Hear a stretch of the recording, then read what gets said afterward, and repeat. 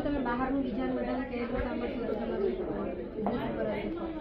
અંદરની અવાજ સાંભળો.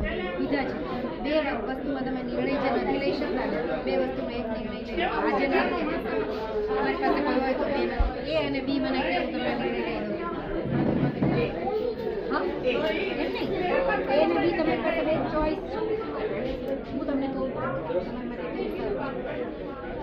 બે ચોઈસ તમારે એ અને બી નક્કી કરી લો. માટે બે વસ્તુ નક્કી કરો, એ અને બી. Okay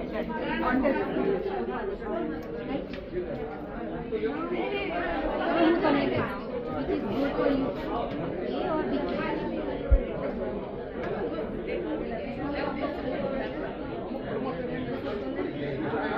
B is good for you. Go for it. બરાબર? દર્શના મેડમના વ્યૂઝથી એકદમ અગ્રી છું.